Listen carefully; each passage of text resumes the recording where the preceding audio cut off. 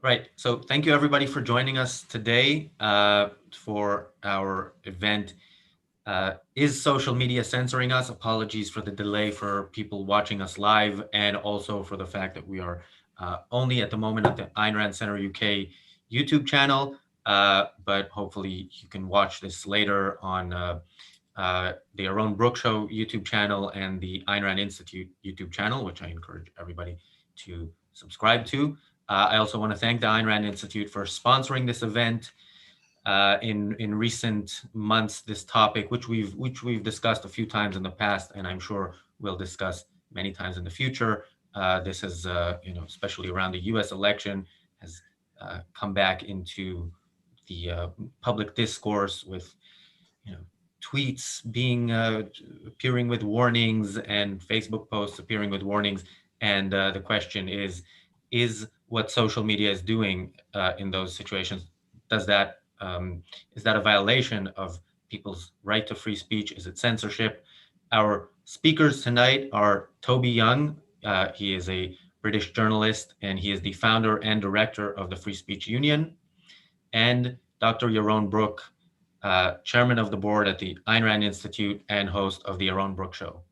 So our speakers will make some opening remarks, and then we will go to Q&A with the Zoom audience, and we will also monitor the live chat on YouTube. If anybody's watching there, you can ask a question. Toby. Yeah. Yeah, go ahead, opening remarks. Sorry, I was expecting you to ask me some questions. I hadn't prepared any opening remarks. Okay, well, then I will ask, do you think when Twitter, for example, when Twitter has warnings, let's say, on a tweet by the president claiming that he won an election, which for all we can tell he clearly lost, is that censorship, or are they a private company, private platform, and exercising their property rights? Yeah, well, I think it is pretty clearly a form of censorship, but it's not straightforward censorship. It's indirect censorship, and it's the most common form, I think, in the West anyway, that censorship currently takes. Social media companies, even within the workplace, certainly broadcasters in the UK, across the media generally, mainstream and social. The main rationale for censoring things isn't that the censors politically disapprove of the views being expressed. It's that they can be classified as either false or misinformation or disinformation. And on that basis, they're either flagged as unreliable or removed. But I think it's pretty clear that 9 times out of 10, this is actually political censorship by proxy. So, for instance, I'm a lockdown skeptic. I don't think that quarantining people, the healthy as well as the sick, is a particularly sensible policy approach to mitigating the impact of this pandemic. I've been running a website called Lockdown Skeptics since the beginning of April, expressing this point of view. I've run up against censorship against several things I've said on the grounds that I'm disseminating misinformation about the pandemic, misinformation that could endanger public health. So to give you one example, YouTube removed a discussion I was having in which I was setting out the civil liberties case for not imprisoning us in our homes, essentially arguing that if the state wants to remove any of our civil liberties, it needs a very good reason for doing so. And the burden of proof should always be on the state because they are our natural rights, which we're entitled to in virtue of our status as human beings. And so the burden of proof should be on the state if it wants to make an argument as to why our civil rights should be removed. And I wasn't convinced that in this case, either in the UK or the US or anywhere else, the state had made a good argument that imprisoning us in our homes, suspending the right to protest. In the case of English and Welsh law, the right to habeas corpus was suspended, which dates back to the Magna Carta. So I was making the civil rights case against lockdown, and YouTube removed that video on the grounds that it breached their terms of service.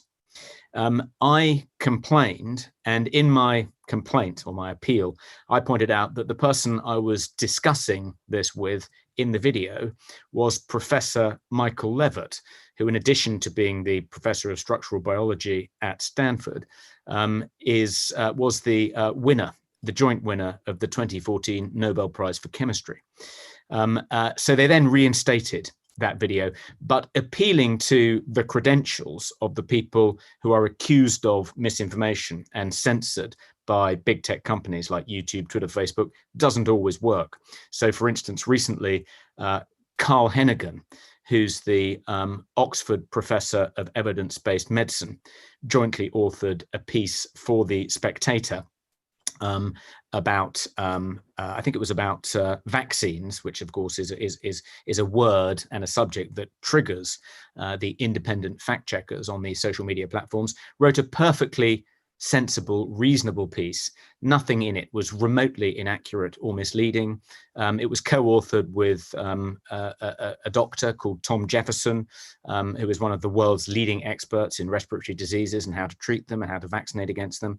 It couldn't have been more authoritative. The credentials of the people who'd composed this article for The Spectator could not have been more impressive. I mean, there's little doubt, I think, that they knew more about the subject than the independent fact checker who deemed that what they were saying was quote unquote false. And it was flagged as such on Facebook. Now, this doesn't just happen, as you know, with respect to dissent from COVID orthodoxy. It's also been happening to Donald Trump and to a number of people who've been challenging the recent US presidential election result. And the rationale is always that you are polluting the body politic. You are engaging in a form of corruption. That if you disseminate misinformation, often they assume with kind of because you're a bad faith actor or you're in the pay of Putin or China or God knows what, the people need to be protected from that, and they see themselves as the custodians of people's welfare, and it's their duty to protect people from being exposed to this misinformation because they could easily be manipulated by it. Now, that's, I think, a standard argument against free speech that's been made many times before. And Louis Brandeis, as I'm sure Yaron knows, made a very persuasive argument against that argument for censorship in a Supreme Court case in 1927, I think it was, in which he said that the fact that you think the speech in question that you want to censor is false is not a good reason for censoring it. The solution to too much false speech is not less speech, it's more speech. And I think that applies to, say the anti-vaccine case. There have been various calls recently in the UK to criminalize people who disseminate anti-vaccine information. So if they're anti-vaxxers and if they say something that's clearly wrong in the eyes of the pro-vaxxers, they shouldn't merely be silenced, but they should be prosecuted and in some cases jailed, because we need to roll out this mass vaccine. It's a very urgent public health priority, and anyone who gets in the way has to be silenced and in some cases jailed. That seemed to be the argument, and it's got an extraordinary amount of support. Even the leader of the Labour Party essentially endorsed that policy recently. And the argument there is, okay, if you let anti-vaxxers use the public square, use platforms like Twitter and Facebook and YouTube to disseminate their arguments against getting vaccinated against COVID, it's possible that fewer people will get vaccinated, and that could, in due course, I suppose, pose a public health risk. But the solution is not to ban them, let alone jail them. The solution is to let them set out their arguments in the public square, and if they're false, to rebut them.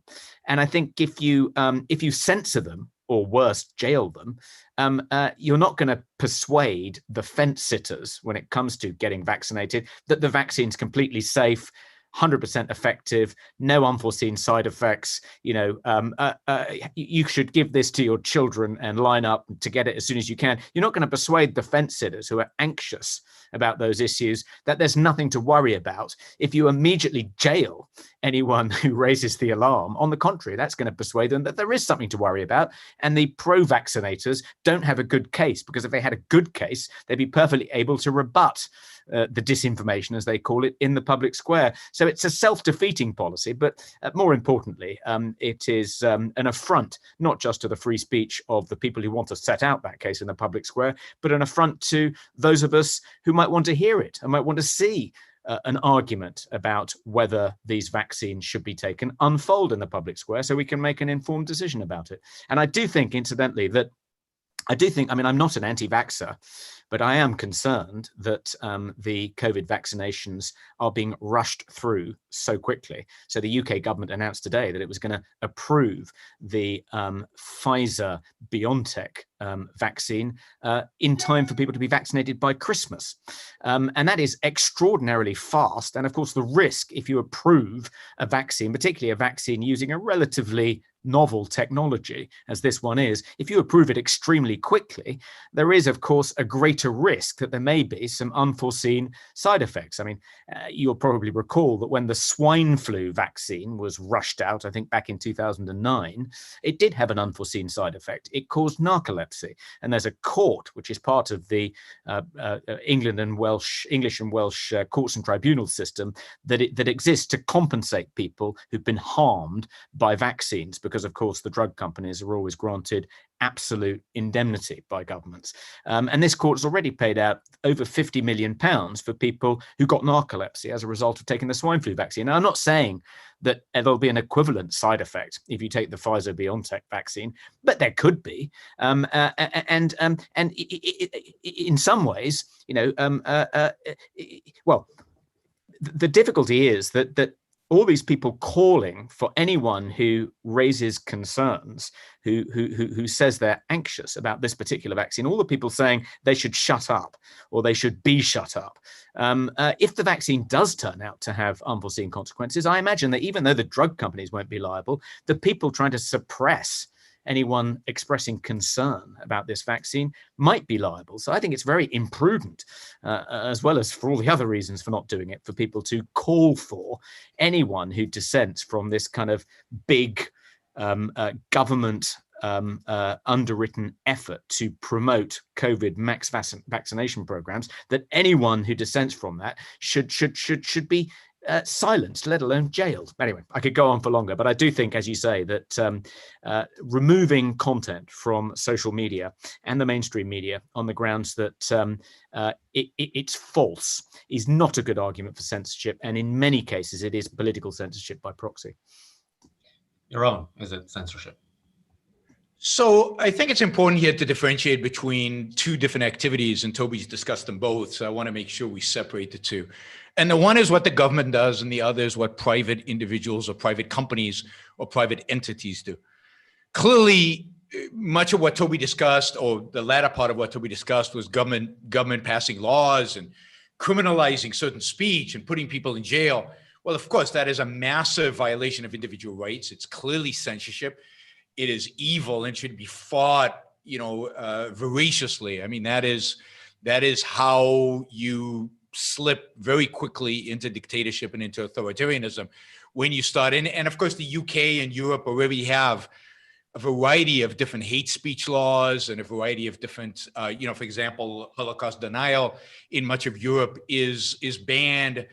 All of that is censorship and a violation of rights and needs to be abolished. You should be able to speak your mind, publish, freely, as long as you're not, committing fraud, as long as you're not violating other people's rights, as long as you're not directly inciting for violence. The state has no business dictating what you can and cannot say, and even if some people think it's hate speech. So you hate. I mean, I don't believe hating is such a bad thing. Some people deserve hatred. So I think when it comes to the state, we'd probably agree that the state just has no business in speech. It's not the state's business to regulate speech in any way. However, YouTube is not the state. YouTube is a private company. YouTube has created a private platform, a platform that it sets the terms of service. And YouTube could set the term of service as, and from all I can tell, these are the terms of service at YouTube. Basically, the terms of service, as I understand them in YouTube, is if YouTube doesn't like what you say, they can take you off. False, not false. They just don't like it. They just don't like the way you look. I, for example, have said that, I think it's criminal, that lockdowns are criminal, that, that people should rise up against them, that people should demonstrate in the streets, they should refuse to do it, that it is a massive violation of rights. And in my case, they haven't taken it down, but I don't have any doubt that they took down Toby's, right? So, it's somewhat arbitrary what YouTube takes down or what it doesn't take down, or what Twitter flags and what it doesn't flag. It's completely arbitrary. It certainly is motivated. There's no question. It's motivated by a particular political agenda that the people who work at YouTube and Twitter have. There's a bias, as there is in probably every company out there, a bias in some way, and they have to have some standards to decide what they're going to put on, what they don't, unless they say everything is okay, and that would get them in trouble as well. And therefore, I think that it's completely legitimate for YouTube to decide that Yaron stuff is hateful or false, or we just don't like it, and therefore not carry my channel. It's completely within their right. It's not censorship. It's the application of property rights to YouTube, to the platform that they actually have. Censorship only pertains to government action. It does not pertain to individual action. It is not true that the New York Times, by refusing to publish my op-ed, is committing censorship. It is not true that a university that refuses to let me speak at the university is committing, a private university, if there is such a thing. Let's assume there's such a thing as a private university. By refusing to let me speak at the university is committing censorship. They are just like it's not true that if I say, and to some extent I do say this, if you're a communist, don't come into my house. If you're a fascist, I don't want you in my house. I don't want you speaking in my house. I don't even want you present in my house. My house does not have an open invitation to communists and fascists. Leave. You're not welcome. That's not censorship. I'm not censoring them, and I'm not violating any of their rights. It's my house. I get to set the rules. It's YouTube's channel. It's YouTube's platform. They get to set the rules. It's Twitter's chat platform. They get to set the rules. Now, I don't think the rules are very good the way they're set up. I don't think they're making good business decisions. I don't like the way Twitter and YouTube run their platforms. The idea that Toby having such a discussion about lockdowns would get taken down, even if on appeal they brought it back up, I think is ridiculous. I think it's stupid. I think if we all decided to boycott YouTube because of it, I would, probably join in. But it's their right. It is not the same as the government jailing you for speaking. It's not the same as the government excluding you. It's not a violation of individual rights. Indeed, the opposite is true. That is, if we said the government is now going to step in, the courts or whatever, and tell YouTube, no, you have to have Toby. You have to have Yaron. You have to have them on your channel. You have to be able to give them the ability to speak. Doing that violates YouTube's rights. It violates their speech rights. They have a right to decide, again, on their platform who speaks and who doesn't. And the government is not in a position to tell anybody. If you own a movie theater, they're privately owned in the United States, and Mel Gibson comes out with one of his Christian movies, and you don't want to carry that movie because you don't agree with its message, you have every right not to carry the movie. And for the government to step in and say, no, you have to carry everybody's movie because you're a public place, you're a cinema, you're a theater. Or if I write a play that's an objectivist play, and a theater in London says, no, we don't want objectivist stuff on our stage, they have every right to do that.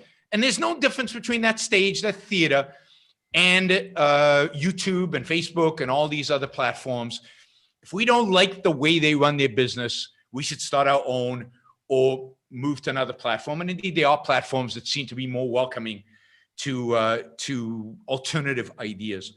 We can have a discussion about vaccines. I'm actually critical of the fact that I'll just mention vaccines for the sake of it. I'm critical of the fact that they're not available yet. I wish they made them available 2 months ago, and it would be up to you and me and each one of us as individuals to figure out our risk tolerance and whether we wanted to take the vaccine or not. The real danger, and I think Toby will agree with this, the real danger is that the government is going to force us to take the vaccines. Then I think you've got a problem. If they force it and it's not ready and it's unsafe, if they force it, period, it's bad. And if they force it and it's bad and it's not safe, it's horrific.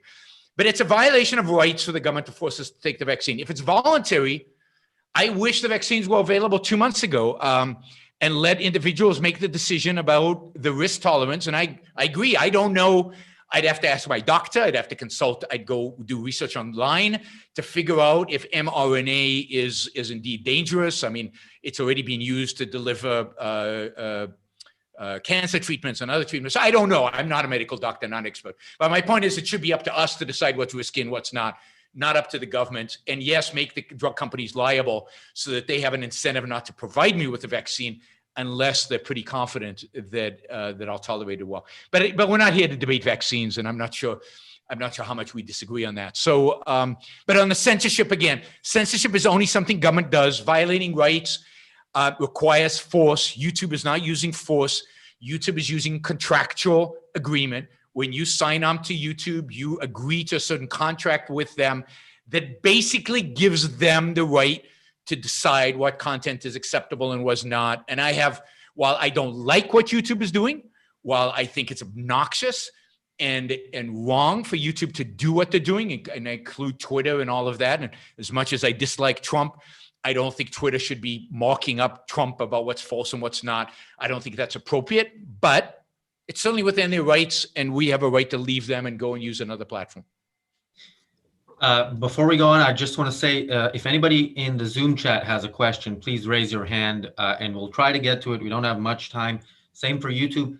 If you have a question, use Super Chat and we will try to get to it. But Toby, I do want to follow up on a point that Yaron made, because you did say that you think that it is censorship in some cases. Yes. So what would be the solution to that? Would it be government intervention? Yeah, well, I think Yaron is completely right that if the New York Times doesn't publish your comment piece in its pages, that doesn't constitute censorship in any shape or form.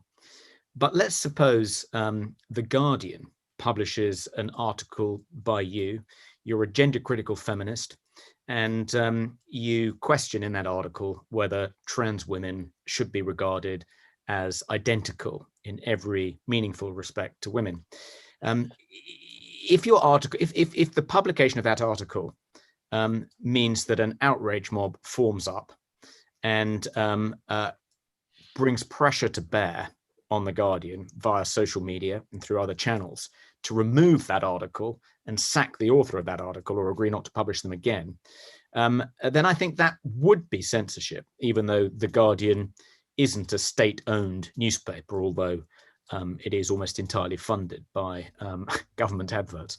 So I think there can be forms of censorship where the state isn't directly involved. I mean, in the Free Speech Union, for instance, when we object to a speaker being no platformed by a student society or a student union or even a university, the response is often the university, the organization in question, doesn't have any obligation to platform that person.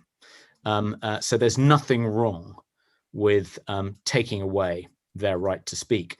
And that's actually a misleading response. It's a straw man argument. Our argument isn't that the institution in question is obliged to invite this controversial speaker to participate in a particular debate. No platforming isn't that. No platforming is when someone who has been invited is then disinvited after various activists bring pressure to bear on the institution, the society in question. And even if that happens in a purely private university, I still think that is a form of censorship. Now, what can we do about it? In the case of private, non-state institutions, I think sometimes you can appeal to their own statements saying that they believe in free speech. In the case of private universities, that's one avenue. For instance, the Free Speech Union recently started a petition because a group of grad students and postdocs at the University of Chicago, which is a private university, wrote an open letter calling for a professor to be stripped of some of his teaching responsibilities, his jobs on various academic committees and so forth, because he had challenged affirmative action at Chicago, essentially. He had said, I think admissions to Chicago should be on merit and recruitment to faculty at Chicago should be on merit. We shouldn't favor some identity groups over others, not least because it's not fair on the people who aren't members of the preferred identity groups. A perfectly respectable, classical liberal criticism of affirmative action. This group of students, grad students and postdocs in his department wrote this open letter to the department head calling for various punishments to be inflicted on him because what he'd said endangered their emotional safety, their sense of well-being. Students of color, members of historically disadvantaged groups would no longer feel safe in his classes. We're familiar with these arguments. And so the Free Speech Union started a petition and asked President Zimmer, the president of Chicago, Robert Zimmer, if he would make a statement reiterating his commitment to the Chicago principles, which defend academic free speech. They're really the gold standard. You know, all universities pretty much in the Western world, even across the world, say they believe in academic free speech. Some do, some don't. Chicago is generally held out as the lodestar in this regard because of its Chicago principles, which robustly stand up for academic free speech. So we asked President Zimmer to reiterate that he believed in upholding the Chicago principles and that no harm, no detriment would come to this professor for simply expressing his perfectly legitimate, fairly mainstream point of view on an important debate taking place at the university. And 3 or 4 days later, the president of Chicago University did exactly that. He issued a statement. I mean, we started the petition on Friday, quickly got lots of signatures, including some pretty heavy hitters like Steven Pinker, psychology professor at Harvard. Got about 6,000 plus signatures. And on Sunday afternoon, President Robert J. Zimmer issued a statement reiterating his commitment to the Chicago principles and not naming this professor, but essentially affirming that no harm would come to any professor at the University of Chicago, or indeed any student, for expressing a point of view which other students disagreed with. It was a perfectly lawful point of view. So that's sometimes how you can persuade private institutions not to censor, not to cancel people in response to demands being made by woke outrage mobs. I think in the case of big tech, social media platforms, I do rather like the proposal of the Trump administration to remove all the exemptions that social media companies currently enjoy from legal redress because they're classified as essentially telecommunications companies and so therefore aren't responsible for what appears on their platforms and cannot be that limits the legal redress for people who think they've been libeled or who think they've been unfairly censored or they've been removed unjustifiably from those platforms and can no longer post or tweet on them again. So I quite like that idea. I don't think I'm like Yaron. I'm not a great believer in regulation. And one of the many difficulties with state regulation of the internet is that the regulators will invariably be left of center, and so political bias will creep into the regulation. And that's one of the things the Free Speech Union is doing in England at the moment is campaigning against the government's proposals to create a fairly censorious internet regulatory regime, which it is proposing to do and has said it intends to do. So I'm not in favor of state censorship of Facebook, Twitter, YouTube, etc. But I do like the idea of changing their status so they no longer enjoy all these legal privileges which prevent people from seeking redress in the courts for the most part if they feel they've been harmed in the way they've been treated by a social media platform. I do like the idea of changing that so they are treated like publishers rather than telephone companies. Yaron, you were shaking your head through some of that. Yeah. So first, I'm a huge admirer of what the Free Speech Union does and of Toby. So I don't want us to be viewed. I mean, what they did at the University of Chicago is amazing, and it sounds like you need to do the same thing at Eton, right? It sounds like we're currently working. So there's a big deal now at Eton, similar grounds, and I think I'm a huge supporter of using voluntary action, of using pressure, of using organization to put pressure on institutions to change their behavior. What I'm not in favor of is using government to do it. And I'm also not in favor, and I'll mention this, I don't know if it's but I'm not in favor of using the word censorship. I think it's very, very dangerous to use a word of physical force, a word that connotes the government shutting you down, the Catholic Church doing what it did to Galileo, with what YouTube does and Twitter does. It is not the same category.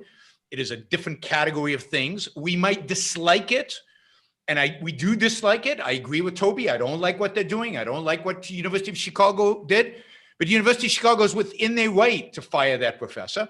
It's a contractual issue between the professor and the university. They didn't fire him. No, yeah, but if they wanted to fire him, let's say, if they fired him, I think it's within their right. And then it's a contractual issue between the professor and the university, just like it's a contractual issue between us and YouTube. But I'm all for putting pressure on the University of Chicago not to do it because it's wrong. It's wrong to fire him over ideas. But to equate what the University of Chicago would do to its professors with what the government potentially is talking about doing to anti-vaxxers, let's say, I think is a dangerous confusion and doesn't help our cause. I think it's important to differentiate between government action that involves force, involves coercion, and contractual action where we can dispute it in court and where I still think it's based on voluntary principles, on market principles. So I think those two, I think this is why I don't consider it censorship, even if I consider it bad, right? And I think using the right word is important. With regard to big tech, here we disagree. I mean, I think it would be an unmitigated disaster if they got rid of Section 230. Section 230, putting it in has been a massive boon to the internet. It's not just big tech that benefits from it. It's everybody in the internet benefits from it. Everybody who has a comment section, everybody who has a chat, everybody who has where other people post to your website is benefiting from Section 230. Indeed, the legislation was put in place because of something that appeared in a chat. The company that had the chat was sued for the content of somebody's post in a chat and found guilty, and the government stepped in, saying, I think completely legitimately, this makes no sense, and this would destroy our ability to communicate online if the platform was liable for everything people put on the platform. So I think it would be a disaster. Section 230 has been a huge boon to the internet and a huge boon to all of our ability to communicate. These institutions are not publishers. The fact that I say that, the fact that I exclude certain content, or even that I put a little post saying this is false or not false, does not make me a publisher. A publisher like the New York Times or the Guardian do a lot of things that YouTube and Facebook and Twitter don't do. They commission the pieces. Most of the people writing for them are employees. They edit the pieces. They review the pieces. They fact check the pieces, every single thing that goes up online, not just the ones that they choose to, not just the ones from Donald Trump, but everything is fact checked if it's published in the New York Times. You cannot treat a platform which does have certain standards, let's say, as the same as a publisher. You would really, I think, destroy the internet, and you destroy a lot of the competition to YouTube as well. Because if you put those kind of liability constraints on them, Paula and Minds and all the other niche platforms would basically, I think Facebook and Twitter would survive because they can handle changing of the rules. They would somehow do it. It's the little guy who would be crushed by it. And of course, it's all the little services that provide for comments and discussion groups and chats and all of that. They would be in big trouble in the internet. So no, I think Section 230 has done exactly what it's supposed to do. It's been brilliant.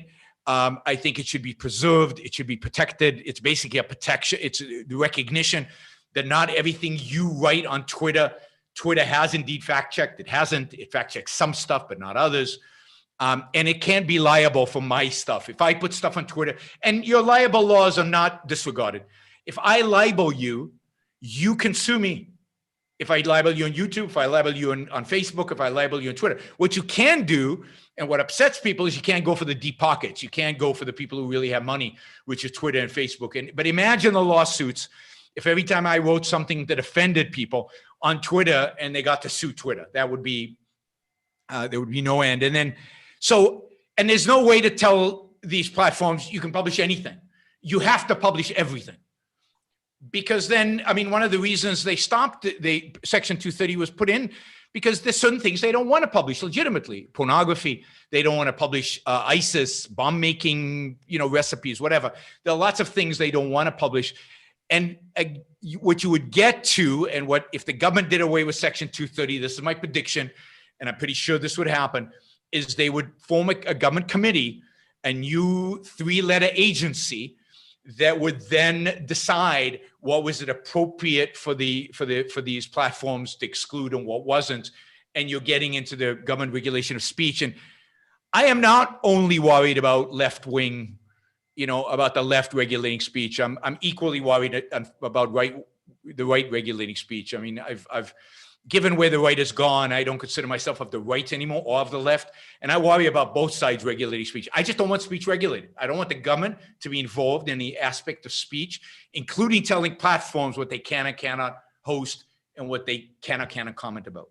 So I think private action is great, demonstrating, using social pressure, all of that.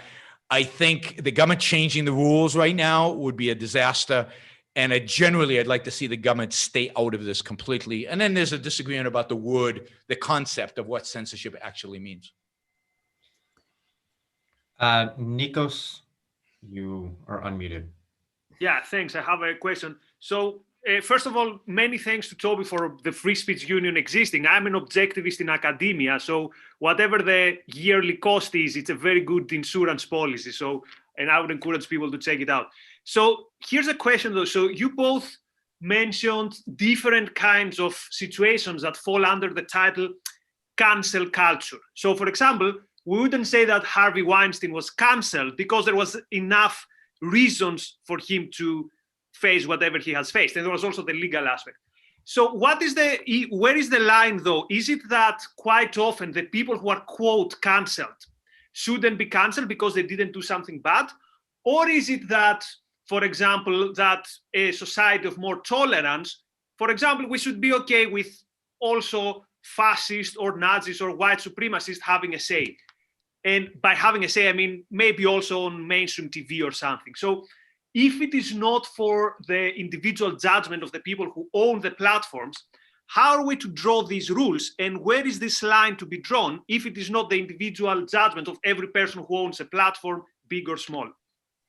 Yeah, I think that's a really interesting question, and it's something we've been having an internal debate about at the Free Speech Union. So the question is, at what point does legitimate democratic engagement spill over into something less legitimate, something resembling cancel culture? Because it's perfectly possible, as you say, that someone could say something offensive on Twitter and lots of people could just object in quite robust language simultaneously. And to call the objectors an outrage mob or witchfinders wouldn't be appropriate because they're just exercising their democratic rights. I think my sort of rule of thumb is that if the objectors are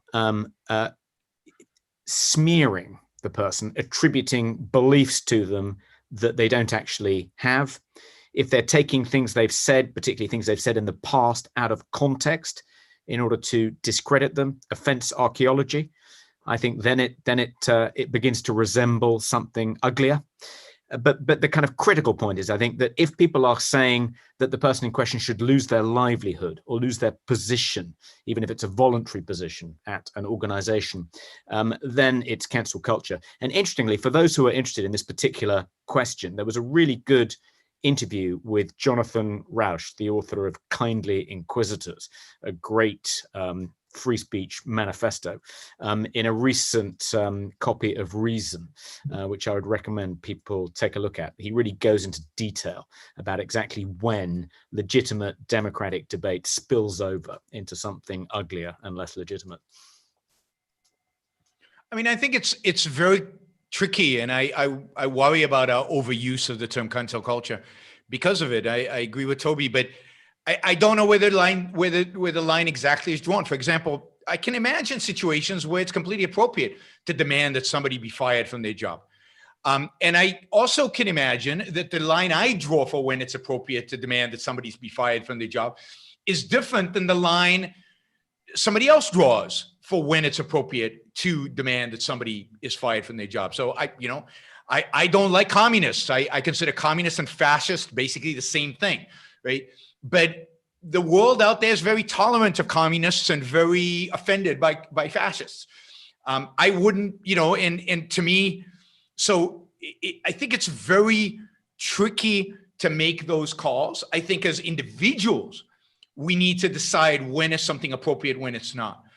And this is why I want to keep the government out of it. But look, outrage mobs. So they're outrage mobs. I mean, I don't like it. I don't think it's the right way in a civilized society we should engage in debate. But to a large extent, the outrage mobs, the people facing the outrage mobs, should grow a spine. I mean, that's part of life. Part of life is if you're out there, you're going to outrage people. I outrage people all the time. And now, if they're calling to have me fired, then my bosses should have a spine, right? But to say you're now not, the danger is that we start saying the outrage mob should be illegal. It should be illegal to demand it. Then you're violating their speech rights. I think we have to fight against them with our own outrage mobs. And this is why I'm not against outrage mobs. I think being outraged at what the University of Chicago did is appropriate. That's, and is it a mob to put a group together and get signatures and everything? I mean, by some people's standards, it might be. But so I'm less worried about people organizing because they're offended and demonstrating. It's when they cross the line to violence. That to me is the line. So I have no problem people demonstrating outside of a talk that I give. Where I think they cross the line is when they come in and they don't let me speak, right? When they yell me down, that's when it's violence, basically. They're not making it possible for me to deliver what I'm there to deliver. They're violating rights at that point. If they're outside demonstrating, it's completely within their rights. So as long as these outrage mobs are not using force, are not violating other people's rights, are not initiating force, I might not like them. I might find them offensive, and I certainly might want to fight them, right? And object to what they're doing. But again, we need to be careful not to encourage government action when it comes to these mobs. Again, unless they engage in actual violence, which they often do.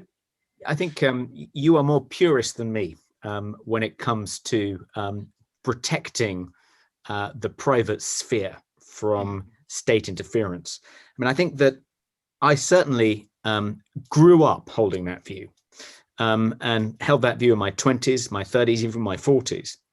And that was partly for pragmatic reasons, not entirely for theoretical, philosophical reasons.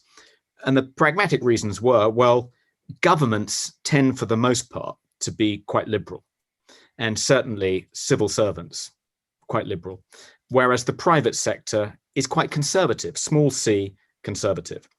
And so if your political objective is to preserve our rights, you would, I think, generally want to resist the dominion of the state over private companies, private institutions. Mm-hmm. But now we're looking at a situation in which that pole has almost been reversed, whereby in England, take the United Kingdom at the moment, Boris Johnson is the Prime Minister. He won a pretty large majority in December at the last general election, partly because he fought on a culture war platform, and he won over a lot of former Labour voters who decided to vote Conservative because they were aligned with the Conservatives on a lot of these culture war issues. And now we have, I think, a government that, at least on paper, is fairly conservative. I mean, it hasn't covered itself in glory in the way it's managed this particular COVID crisis. But in the climate change, what they're doing climate change. But the private sector, the corporate sector, the business world is now almost uniformly quite aggressively left wing. The woke virus, if that's not putting it too strongly, has infected large swathes of the private sector. The portal through which I think the virus entered the private sector was probably HR companies, but not exclusively. HR departments. But so now we have a situation in which the Conservative government wants to protect people's rights, particularly their right to free speech, but the private sector doesn't. So frequently, as a condition of taking a job, particularly at a job at a large, successful, rich company with many employees, a condition is you have to sign up to the social media policy. And the social media policy essentially gives the company carte blanche to fire you if you say anything on social media, even in a purely private capacity, in which you're not representing the company in any way. But if you say something that in their eyes brings the company into disrepute, which means anything remotely conservative, they are within their rights to fire you. And the Free Speech Union, I think, is going to petition the UK government, perhaps without much success, but nonetheless, petition them to pass a law whereby it makes it illegal for employers to penalize their employees for things they say, whether in the pub, in person, on social media, in a purely private capacity, provided they're exercising their lawful right to free speech. It would be illegal for the company to fire them for saying something that the HR department happens to disapprove of because it's politically incorrect or because it dissents from some tiny aspect of woke orthodoxy. I think given that we're in a new environment in which the state is now more right of center than the private sector, isn't there a case for being a bit less purist about laws being passed to make sure that private companies don't run roughshod over our rights, particularly our right to free speech? No, I don't think so. And I don't consider myself, and I've never been motivated by holding back the left. I'm motivated by violation of individual rights, whether they come from the left or the right. It doesn't matter to me. And the law you're describing, I find horrific. I mean, I run the Ayn Rand Institute. Imagine if some employee of mine goes on Twitter or Facebook and advocates for woke culture. I want to be able to fire them immediately.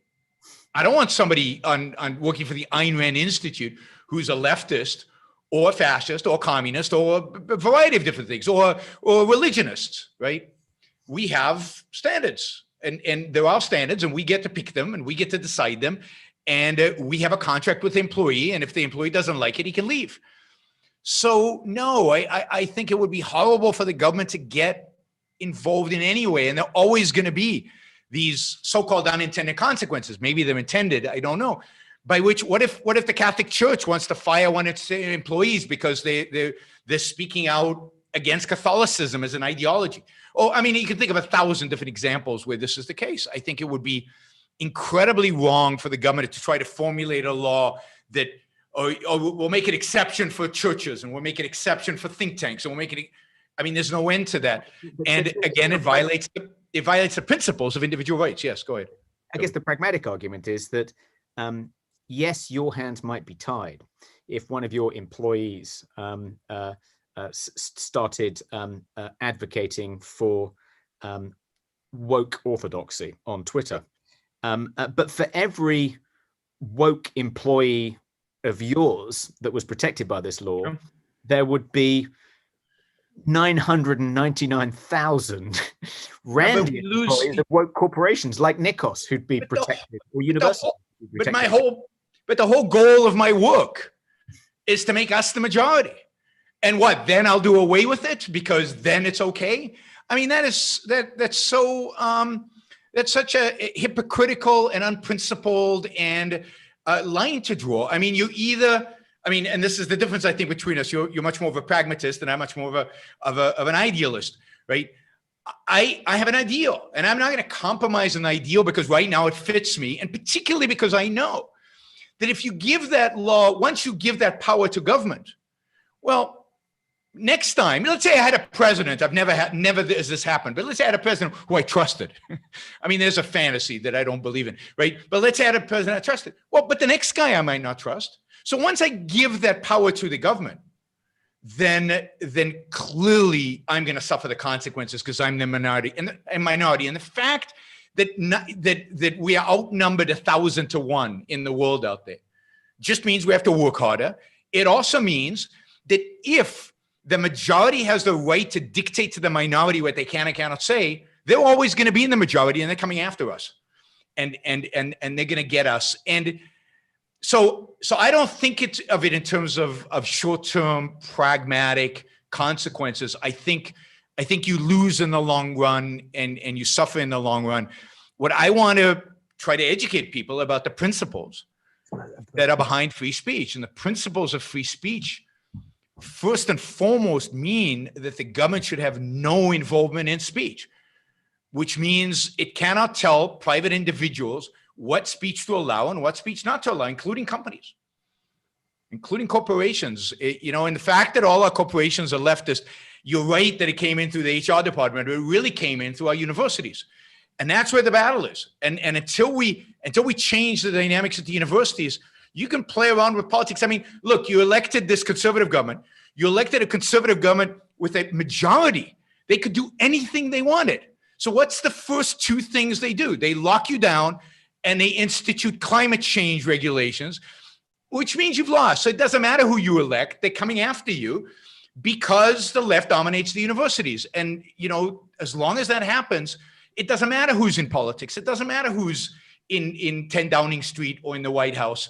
The left will dominate, or those ideas will dominate. But I come from it from a purely individualistic perspective. I want to protect my rights. I want to protect people like everybody around me, their individual rights. And I'm less concerned about who's a Democrat, who's a Republican, who's on the left, who's on the right. I'm much more concerned about who's going to protect my rights and who's going to violate them. And in some realms, the right wants to violate my rights more than the left. And in some realms, the left wants to violate my rights more than the right. And I need to fight both of them constantly. And yes, you could argue the left wants to violate my rights more. Fine. But I'm not going to give power to the right because I know what will happen then. My rights will be violated elsewhere. I don't think that you cannot rule out the state having a role in protecting our rights, and that licensing the state in some cases to prevent those rights being violated, even by private companies. I think in Locke's second treatise of government, the reason we relinquish some of our liberty, the reason we lay down our arms and agree to enter into the social contract, is because we think that the state would be a better guarantor of our rights overall than we might be as gun-toting individuals. And I think asking the state to step in some cases, and protect our right to free speech from woke commissars in private companies isn't I don't think it's as dangerous as you do. I think one thing to bear in mind is that you're not at risk. It doesn't matter if an outrage mob forms up on Twitter and calls for you to be fired. Your board's not going to fire you because you've said something robust. I run a financial company. I run a hedge fund. My investors could could take their money out of my fund tomorrow because of my political views, and some You're of them less might. vulnerable than Nikos, I'd say. Yes, I'm less vulnerable than Nikos, and yeah, and look, outrage modes are brutal things even when you're not vulnerable. I mean, look what they've done to J.K. Rowling, and she's not vulnerable, and yet it's still brutal, right? Yeah. What they've done to her. Yeah, I mean, I guess, you know, since the Free Speech Union started in February, more than 7,000 people have signed up, and you know, in many cases, they're ordinary people who have been punished by their employer or by their university for challenging woke orthodoxy. So we had a huge upsurge in membership during the BLM protests in June, because lots of people who challenged the BLM narrative were immediately punished, and in some cases lost their livelihoods just because they dissented from that particular point of view. You know, some of them work for public institutions, and we can do our best to defend them, and we have done, and in some cases successfully. Some of them work for charities, and charity law gives slightly less protection than the laws that obtain in the public sector, but nonetheless that gives them some protection. And then some of them work for private companies, and that's where they have the least protection. And I think that you know, I feel I have a kind of responsibility to our members, to people up and down the country, not just here, but in the US, across the Western world, whose rights, particularly their right to free speech, are being persistently violated by their employers, who have no compunction about trying to expel them from their companies, their institutions, just because they say something they disagree with. They say something unfashionable. They challenge prevailing orthodoxy. And I think that's wrong, and they do need protection. And if we can get the state to intervene and protect them in some way, then that's not such a horrific prospect. Toby, since I know you need to leave, can you just let us know where people can find out more about the Free Speech Union and about your work in general? Yeah, thanks, Rezi. I do have to go, unfortunately. That was my son just coming in a few seconds ago to tell me that the food is ready and they're all waiting for me. I've got 4 kids. So yeah, if anyone is interested in joining the Free Speech Union, the website is freespeechunion.org.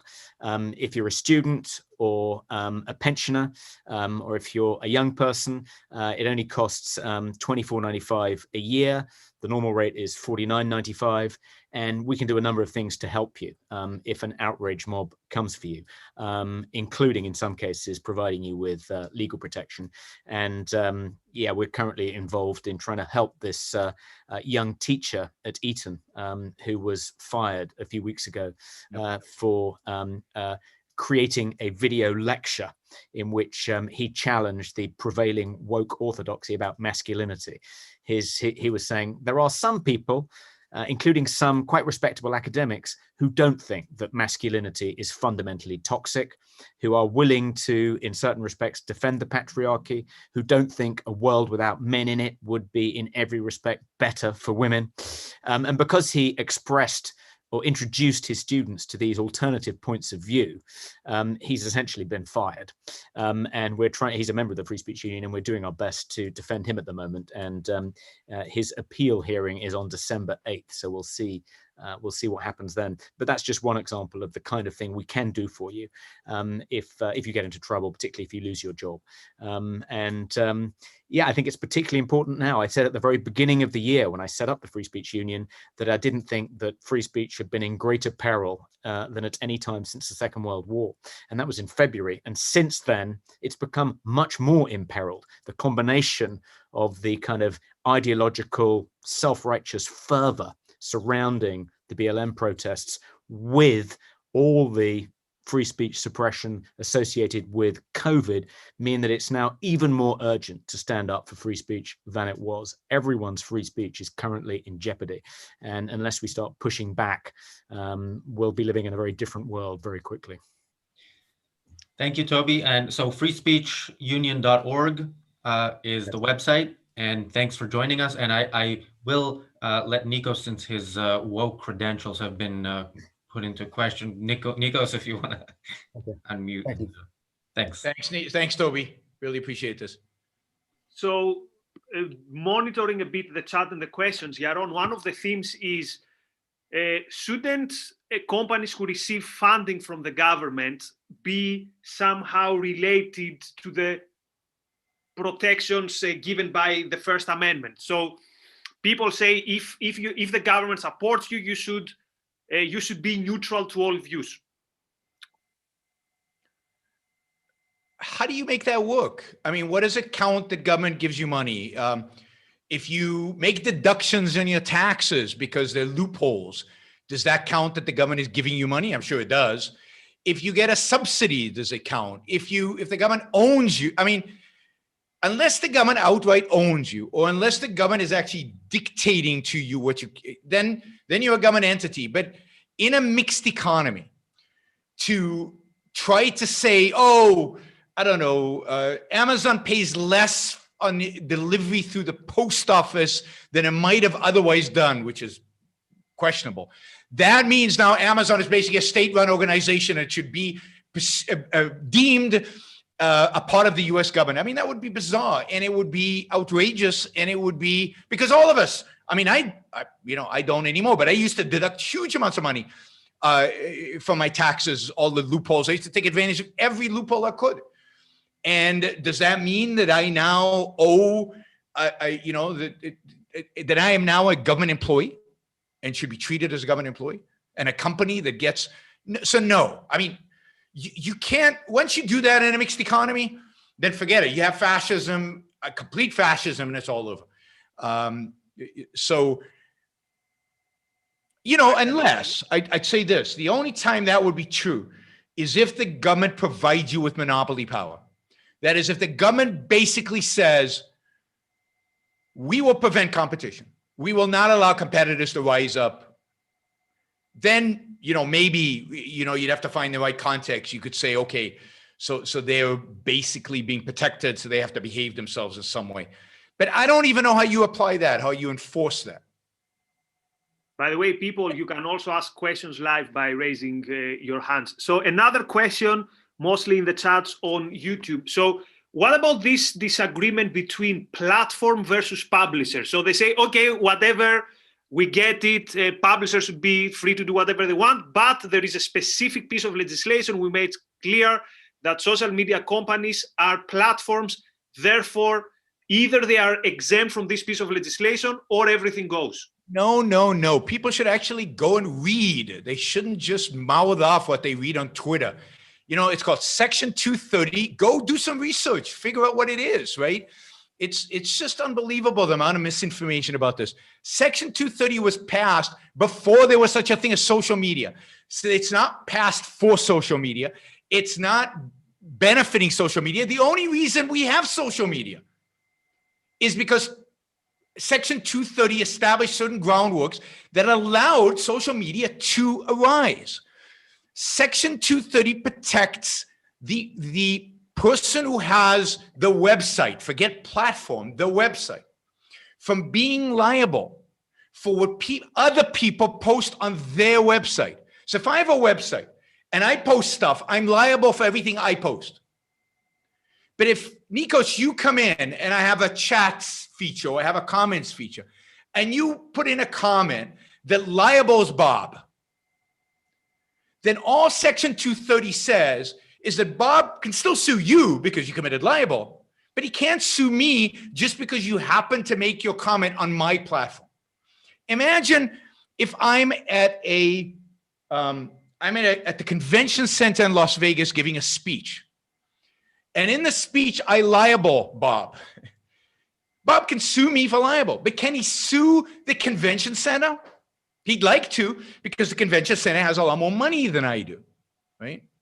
So he'd love to sue the convention center. It's called the deep pocket theory of liability, which is very prevalent in the United States. And all Section 230 says you can't do that. So it's a good law. It's a law that defines clearly what you're liable for and what you're not. It's a law that is consistent with individual rights and consistent with property rights, right? Even if you go to the New York Times website and you comment on an article there and you libel Bob, Bob can't sue the New York Times. He can sue you for making the libel. So it doesn't apply just to social media. It applies to everybody who has comment section. Now, if you did away with 230, what would happen? Social media would die, or would be very restrictive, or would have pornography on it. I mean, unless they had an exclusion for pornography, and given the Republicans want to write this bill, the one thing they'd exclude is pornography. They wouldn't exclude anything else, but pornography they'd exclude. All that will die, and we would stop having comment sections. Certainly, you wouldn't have a Zoom comment section, because I don't want to be sued, right? Because somebody put on, and I happen to be organizing or part of this event, and now you're going after my wealth. I mean, the whole way in which we think about the internet, the whole approach to the internet would be completely different. So if you are not a publisher, by providing people the opportunity to comment on your website, and all YouTube and Twitter, and they are allowing you to comment on their website. They're providing you with I am thankful to YouTube, Twitter, and Facebook every day for giving me a platform that allows me to reach hundreds of millions of people at a cost of zero. Not only a cost of zero, YouTube actually sends their minions to sell advertising for me, for which they charge me nothing. And then I get advertising revenue. I mean, it's pretty pathetic, but I get advertising revenue. So I don't understand the whole approach. Yes, they do stuff I don't like. All right, a lot of companies, Apple does stuff I don't like. They release these products, and I update my computer, and my computer crashes in the middle of a podcast. I mean, I'm pissed off. The government should regulate Apple and stop them from releasing products that crash my computer. Lots of private companies do things you don't like, but you don't want the government then intervening at every step of the way unless they're committing fraud. And we've got to get this. And Toby, and I don't, I'm going to minimize my comments on Toby because he's not here, but Toby is equivocating between private action and government action. And he has a completely wrong view of rights. I mean, Locke was wrong on rights, but Locke was far further along in his understanding of rights than Toby is, unfortunately.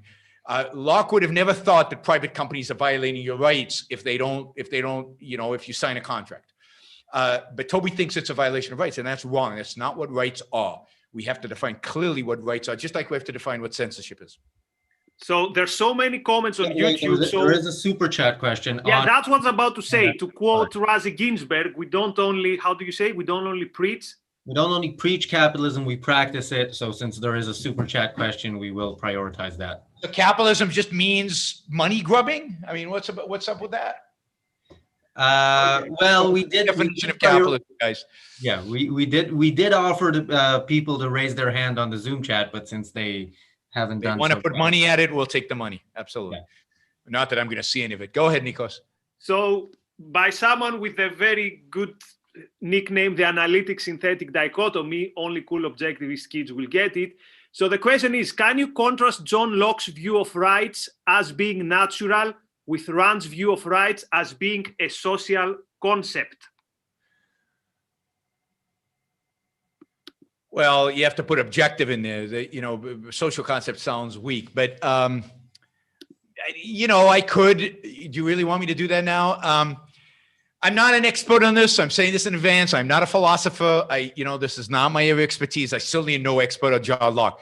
But the natural view of rights is that somehow rights are intrinsic to being human, that they're somehow a part of us. It's a faculty that we have. It's a something that is part of our nature, that in case of religionists, God has taken rights and put them inside of us, and we have them. We just have them, right? And, Locke explains why we have them, which is good. I mean, he does a better job than some natural philosophers. He tries to give us an explanation of why we have them. But at the end of the day, it's an intrinsicist view. It's just a feature of being human. It's part of what you are. You're born with these rights. Rand views rights as a moral concept. It's a concept that is a requirement of human survival within a social construct in a society. So in order for you to live in society, you have rights, right? In order for you to be able to live the life using your mind, in order to be able to use your reason, in order to be able to advance your values, in order for you to survive, given that your survival is the moral purpose of your life, that's implicit in the idea of rights, then you need to have the freedom to use your mind and to act on your ideas and to pursue your values that are necessary for your life and your survival and your happiness.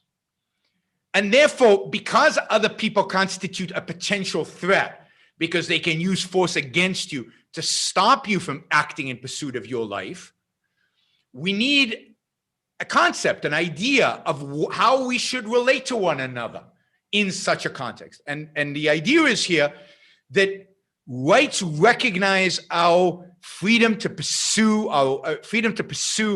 our values, our rational values, free of coercion, free of force, free of other people trying to impose their will on us. That's what rights are. They're a concept. They're a true concept. They're a concept consistent with human nature. They're a concept derived from human morality, the true morality. But they're not, Yuval Harari, the famous Israeli philosopher who's a really big shot these days, his criticism of right goes like this. He says, there are no such thing as rights. How do I know there are no such thing as rights? When you open up a human being, when you do an autopsy, there are no rights in there. Can't find rights. Now, you can't find consciousness, and you can't find love. You can't find any abstract concept, but put that aside. Rights are a concept derived from the needs of human beings to survive and thrive in a social environment. And they're objective because they're connected to reality. So before we go to Stephanie, let me quickly let people know what's coming up on our YouTube channel tomorrow. Nikos will be joined by Lisa Van Dam as a co-host for The Selfish Lovers. And Monday, we have on Zoom and on YouTube, we have Lee Pearson for a discussion on artificial intelligence and human consciousness, what computers can't know. For those of you who are worried that the computers are about to take over, you really need to be there. So join us for that on Monday. Stephanie, you are. Why are we worried about computers taking over? I mean, why is that? Some people are, but that's why Lee Pearson will be there. By the way, Adam Reed will be there discussing Lee's ideas with him. I don't know if Adam thinks they are taking over, but that's why you need to tune in on Monday. Oh, well, that sounds like the price of admission. Those two, they'll go on for 6 hours. It'll be good. Yes. Okay, Yaron, Section 230, how concerned need we be about this? How advanced is the push for it, or is it just Trump flailing about for a last gasp before they push him out? Well, I mean, he's already put some executive orders in place that I think are pretty bad. I do think it's a last flailing around. I think changing 230. I mean, Republicans. Put aside Ted Cruz's, demagogy. Most Republicans, I think, understand that they can't do away with it, and if they do away with it, they'd have to replace it. And replacing it, nobody has any clue what to replace it with. I'm not too worried about it. I am very worried about the regulation of big tech. I think that's coming. There's no question in my mind it's coming. I think it'll be bipartisan. I think both parties. I think they've already gone after Google for antitrust. They're going to go after Facebook, Apple, who knows who else for antitrust. And there's going to be a big push in a Biden administration to regulate and to go after, for antitrust reasons, the big tech companies. And Republicans are going to go along with it because they abhor big tech as well. And antitrust is something Republicans have always supported. So I'm very worried about Silicon Valley. I'm worried about the one place still on planet Earth where they innovate. I'm worried about biotech. I'm worried about what's going to come out of with these vaccines and the whole attitude of public-private partnerships. That's just code name for fascism. I think there are plenty of reasons to be worried. And I'm an optimist. So, I will get the question by UK Liberty Party, because that's a question I also wanted to ask. So it's about terminology. So the question is, if someone refuses to accept definitions of words, such as censorship, how can you debate them effectively? So Yaron, we noticed that you and Toby were using basically the same words in a different way. So how do you react also as a debater when someone most people think you're saying the same things, but actually you don't? You have to remember that you're not debating the guy on stage. The guy on stage is just props for the audience. So if it's an important concept, define it for the audience. The fact that he won't accept it doesn't make one iota difference. What matters is whether the audience is now saying, censorship, okay, so Yaron views censorship as different. I should think about that, or I should research that, or I should look it up, or whatever, right? It doesn't matter what Toby thinks. I mean, I don't want to insult Toby, but it doesn't matter what the audience is not Toby. I'm not going to convince Toby. Toby's not going to convince me. When I go up and debate a Marxist, I'm not trying to convince the Marxist. He's not trying to convince me. I'm technically debating them, but the only people I care about are the audience. So I'll define the terms that I think it's important for the audience to get. I can't do it on every word. Often you go in a debate and you disagree about the definition of pretty much every concept you're using. So you have to pick and choose the ones that are important and the ones that you want your audience to get, right? So if you're debating capitalism, make sure you define capitalism. Don't use the socialist definition of capitalism, because otherwise the audience won't understand what the hell you're talking about. So the only thing that matters, and people always say, you only debated this guy. Why didn't you say this? Why didn't you say that? You didn't beat him. My point is not to beat him. My point is to try to convince the audience to look more deeply into my ideas. What he does is his business. It's only relevant to the extent that I can affect the audience.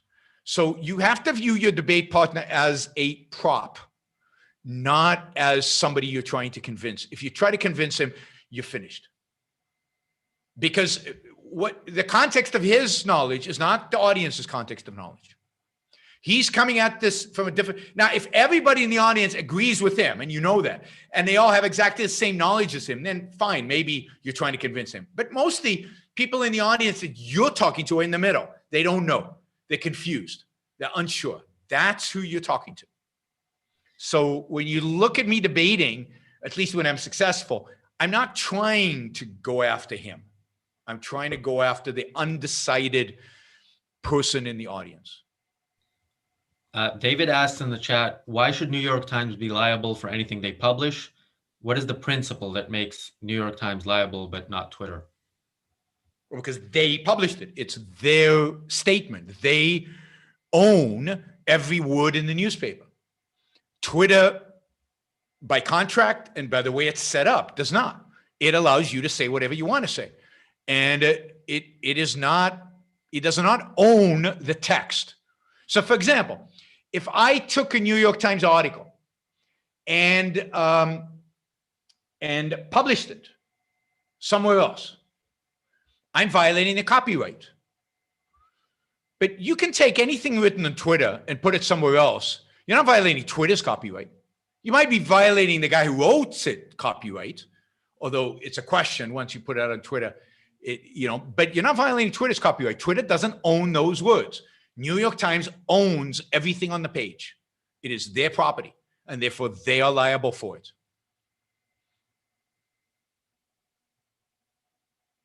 Again, it strikes me as interesting that it's okay for a cinema owner to say, I don't show communist movies in my cinema, or I don't show conservative movies in my theater.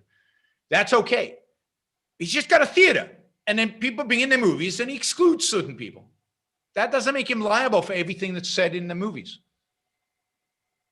So let's say he shows a documentary and somebody says something libelous on the documentary. The theater owner is not going to be sued.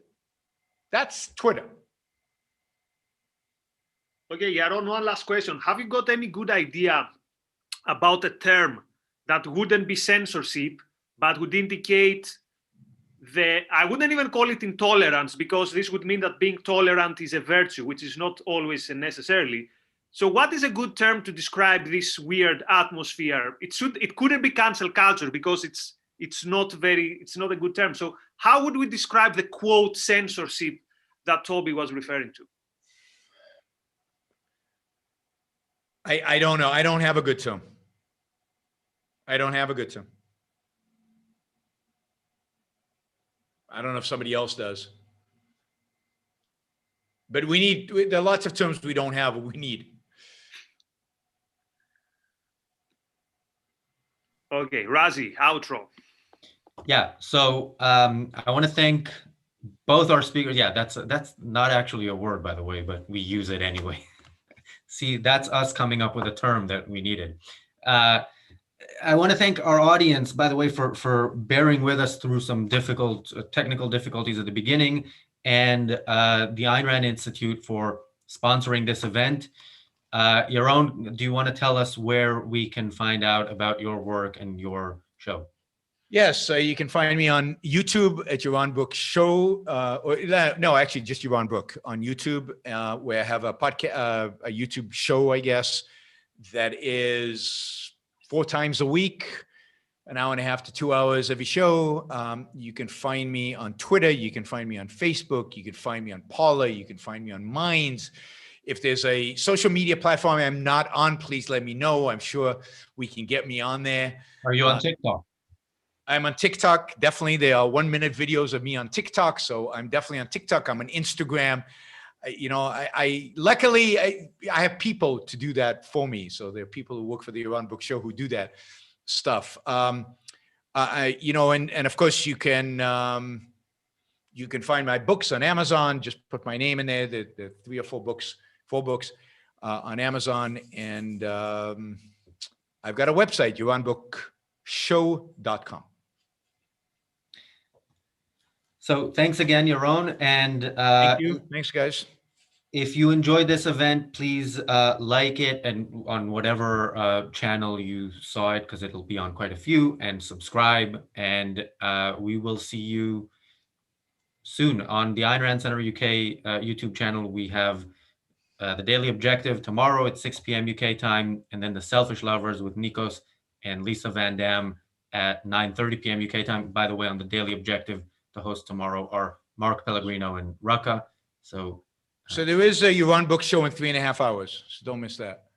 yeah, that is not on our channel. That is on the Yaron Brook channel. Thanks again, everybody, and see you soon. Thanks, guys. See you in London someday. Good.